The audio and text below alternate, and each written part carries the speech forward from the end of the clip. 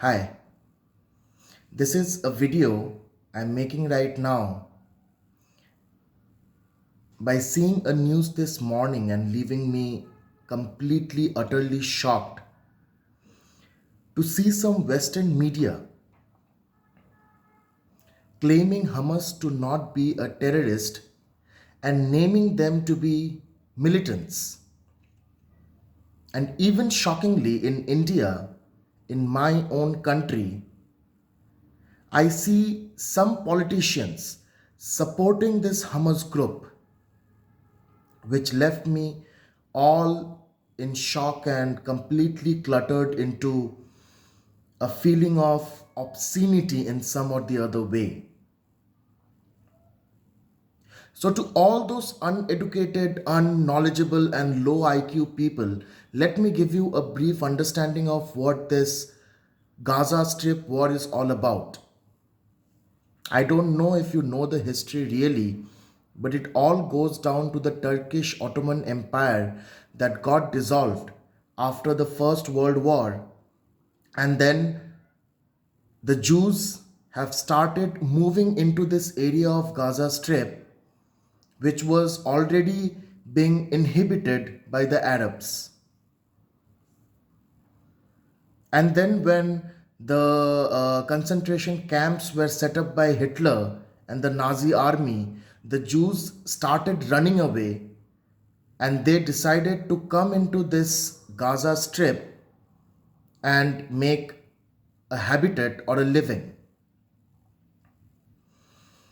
And then the Gaza Strip was completely filled by Arabs on the one side and the Jews on the other side, who were trying to create a habitat and transport themselves from Turkey and other parts of Europe for the concentration camps and the torture that they were not able to face, which was lodged by the Nazi party.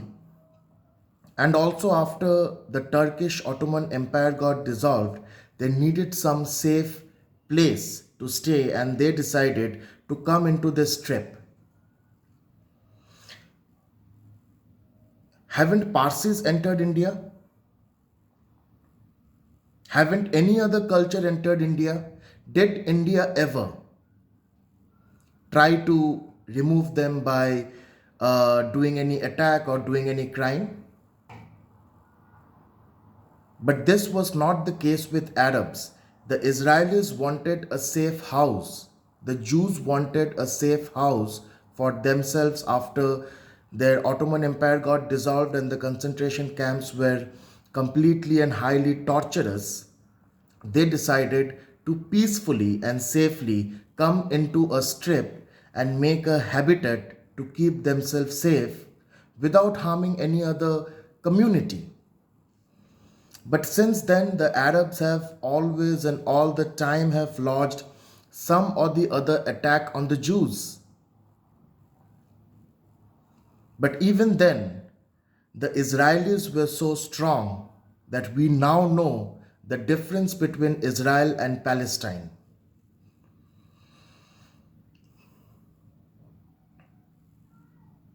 Now, having a war between two countries from like 1000 or 2000 years back is very, very common.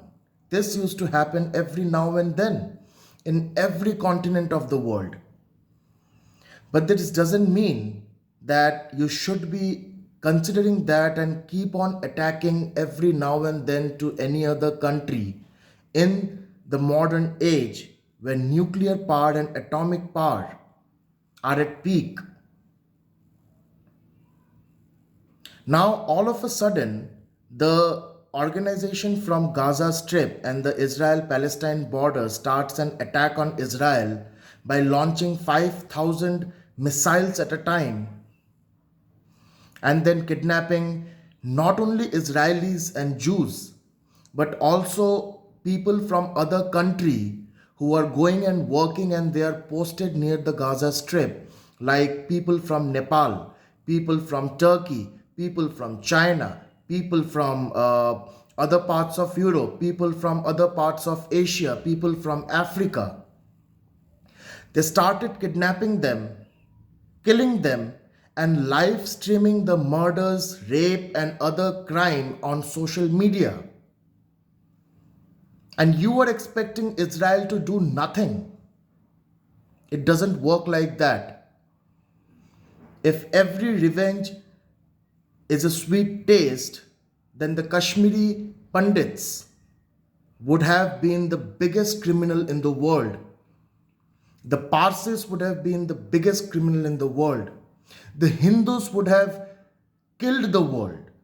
And Indians would have launched attack every now and then in the western part of the world.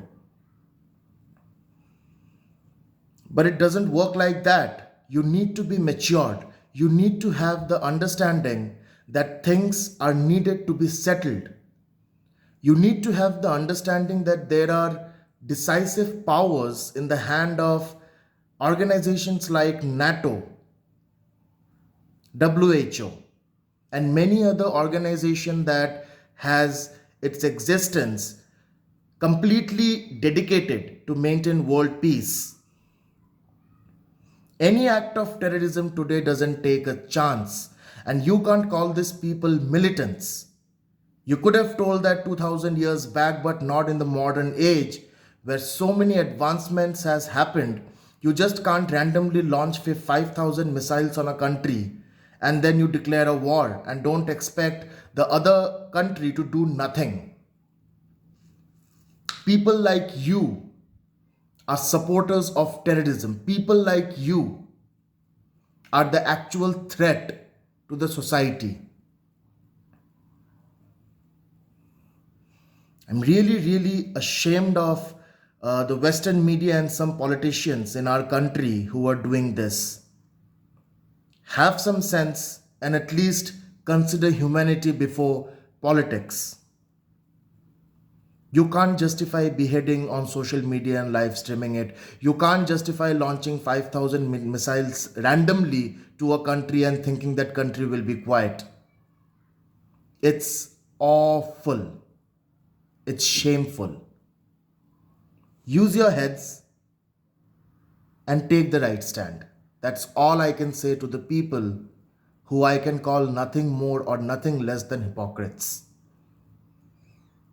And please go and open some books or go to the internet and read some history.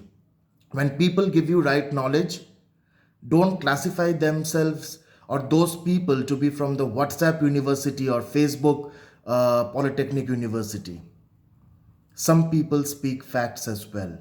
So I think you should go and learn the history and understand that if revenge is sweet, we wouldn't have a world to stay in. Don't support any kind of terrorism.